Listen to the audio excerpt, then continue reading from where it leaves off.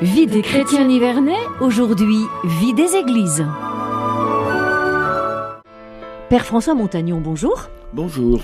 Et bonjour à chacun de vous qui nous écoutez. Nous sommes aujourd'hui ensemble pour vous présenter le prochain numéro d'Église de la Nièvre du mois de février. Oh, quelle est belle cette tour! Tout le monde le dit, tout le monde trouve très très belle quand c'est le plein soleil. C'est pas tellement le cas en ce moment, mais en plein soleil, elle est vraiment magnifique. Nous parlons de la belle tour, toute restaurée de la cathédrale de Nevers. Elle figure en page de couverture de ce numéro de février. Voilà. Alors, tout simplement parce que le titre, c'est « Au cœur de ce monde, le pouvoir de gouvernement dans l'Église ». Le dossier porte là-dessus, c'est donc une réalité diocésaine et la cathédrale est bien le symbole de la dimension diocésaine de nos communautés. Voilà. Alors, que trouve-t-on comme éditorial ce mois-ci avec notre Père évêque ? Il est intitulé « Un débat national ». Donc, on voit vers quoi ça s'oriente.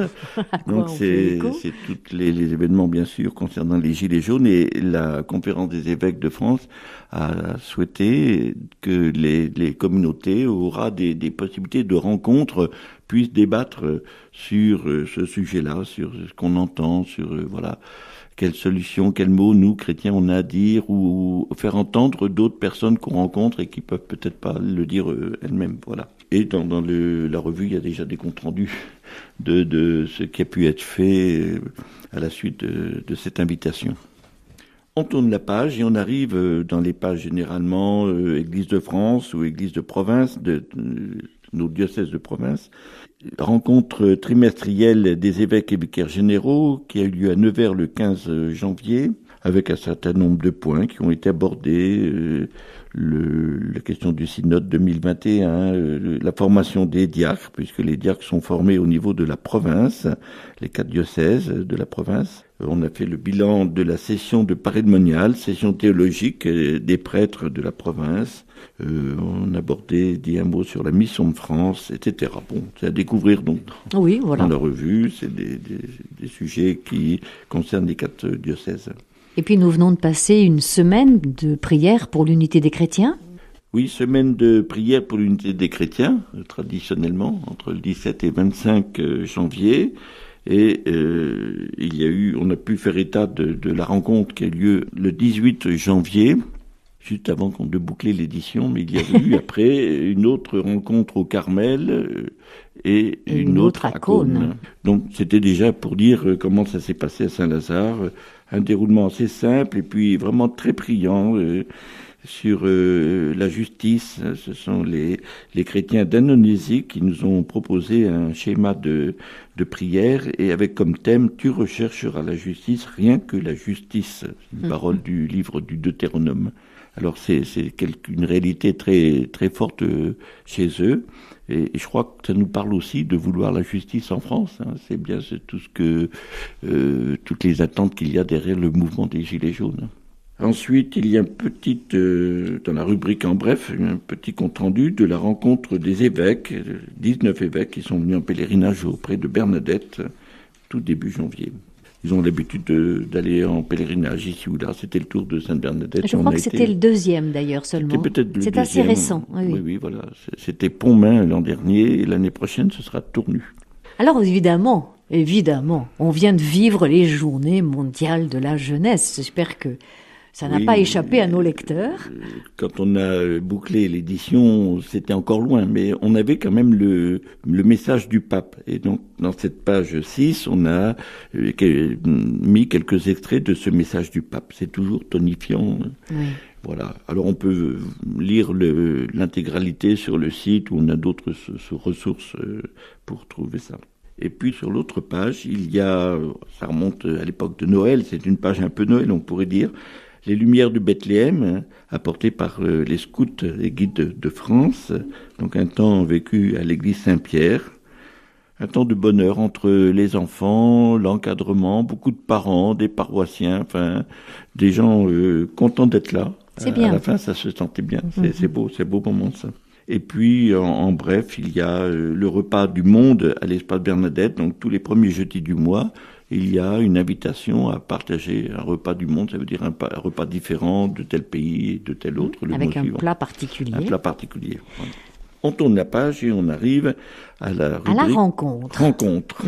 Donc on est allé interviewer Philippe Gonin, qui est directeur du centre scolaire Notre-Dame à Nevers. C'est intéressant de connaître quelqu'un qui a finalement une lourde responsabilité dans ce domaine-là, avec des écoles primaires, une école primaire, Sainte-Bernadette, et puis un collège, des lycées, etc. Donc il dit un peu son parcours et comment il vit tout ça. Ensuite, on a, comme je l'ai un peu annoncé, 2 comptes rendus de rencontres, de partage, d'échanges sur le mouvement social apparu en novembre, voilà, qui se continue encore actuellement. Donc il y a eu la rencontre annuelle des responsables diocésains de mouvement, le 19 janvier, et on a abordé ces questions-là. Et puis, à côté, parallèlement, il y a eu le groupe des dirigeants chrétiens qui ont aussi pris les questions qui étaient proposées par les évêques de France. Voilà. Donc, je peux simplement ajouter que cette invitation, elle est encore d'actualité. Et en lisant ces articles-là, il faudrait peut-être se dire qu'est-ce que moi je peux faire, ou qu'est-ce que ma communauté chrétienne pourrait faire, qu'est-ce que mon mouvement, mon groupe, etc. pourrait faire. Et c'est vraiment un échange à réaliser aura des situations concrètes au niveau d'un village, au niveau d'un quartier, ou peut-être seulement d'un HLM. Voilà. Et si jamais vous réalisez une rencontre là-dessus, il faut envoyer le compte-rendu à Michel Blondon, qui est la responsable du comité de solidarité et de l'équipe Fraternité 58. Voilà, c'est elle qui pilote ce mouvement-là, si on peut dire. Et puis toujours dans le rétroviseur, les vœux des diocésains à leur évêque et de l'évêque à ses diocésains. Oui, donc 12 janvier, samedi. Alors, cette rencontre a commencé d'abord à 11h par une messe en mémoire du père Degnaud. C'était le jour anniversaire de son décès, il est décédé le 12 janvier. Et puis, ensuite, il y a eu un repas partagé après les vœux de l'évêque, retraçant les moments forts de 2018 et puis disant un peu les étapes qui se profilent pour le déroulement de l'année 2019. Et ensuite, il y a eu un petit moment récréatif très très sympa. Voilà. Et je crois qu'on a trouvé une formule qui a fait plaisir à tout le monde. On s'est pas ennuyé, on était content de se retrouver, etc. C'est comme ça qu'on a commencé l'année. Ensuite, encore Noël, le réveillon des petits frères des pauvres, et puis des nouvelles des paroisses, des crèches, des mouvements qui ont été faits autour de Noël. Bon, ça remonte un petit peu loin, c'est un peu Noël en février, mais on peut pas passer sous silence qu'il s'est passé des choses à Noël. Bien sûr, et ça permet de dire aux auditeurs, n'oublions pas, et puis à ceux qui ont des articles à envoyer à Église de la Nièvre, n'oublions pas que si on dépasse la date du 11 du mois en cours, on ne peut plus faire passer un article le mois suivant. Ça va passer le mois encore après. Tout à voilà. C'est important de le dire parce que le journal, ça se boucle à date précise. Et quelques lignes, là, c'est une photo et quelques lignes, mais ça suffit parce que, en fait, c'est pas d'avoir un récit très long sur un fait, mais plutôt de montrer qu'il y a beaucoup de petits faits. C'est ça. De multiplicité de petits faits qui se passent dans la Nièvre, dans les coins et les recoins de la Nièvre. Voilà, donc le père Jean Baffier à l'honneur de la page suivante. Il donne une série de conférences, c'était la première de 3 conférences, pour présenter l'islam.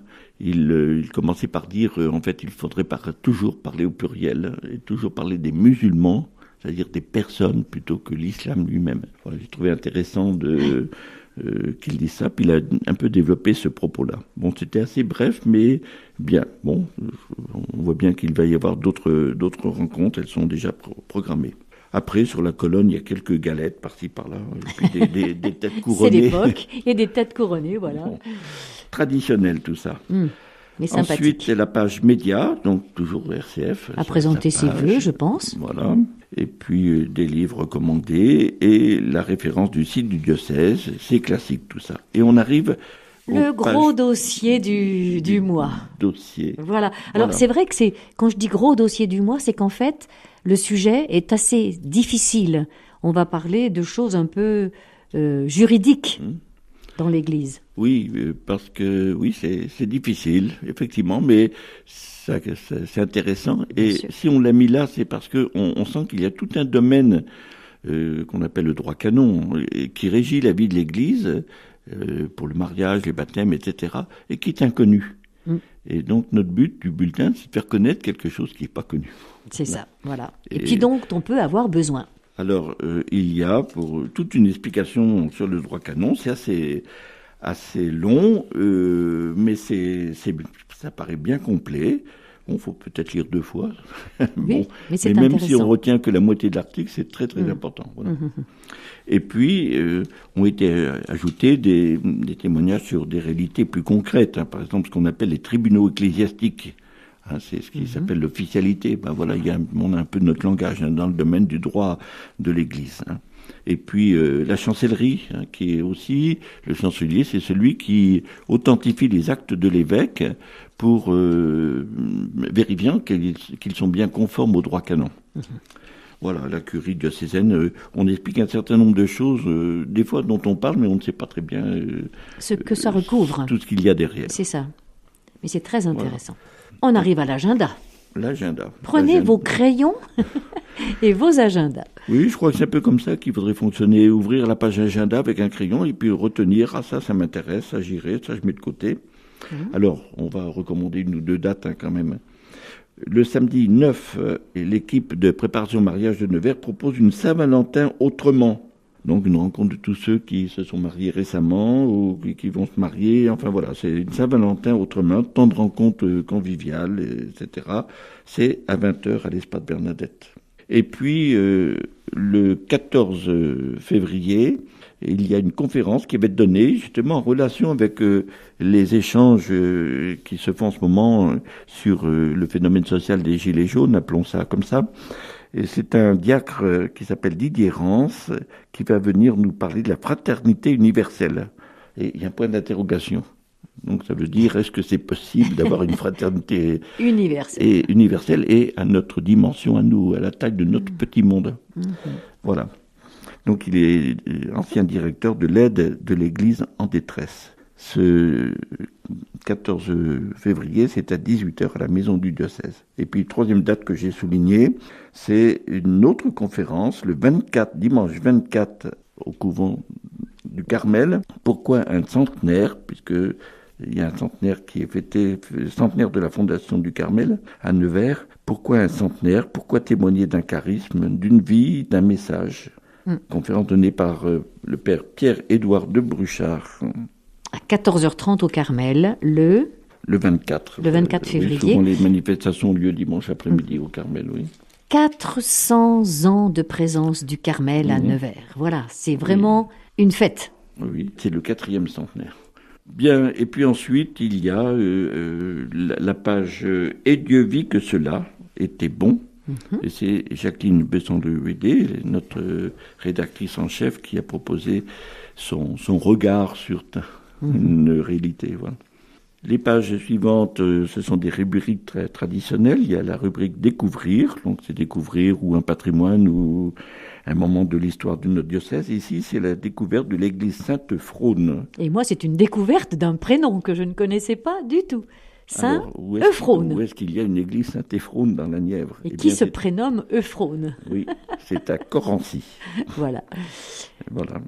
Ensuite, la page suivante, c'est la catéchèse du Père Évêque sur l'évangélisation.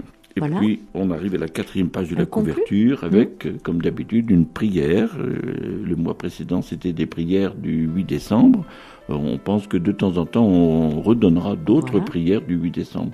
Mais on ne va pas le faire systématiquement. Donc là, c'est une prière de Luis Carlos, du Brésil, et qui nous est venue par le CCFD. Père, donne-moi ta force. Voilà.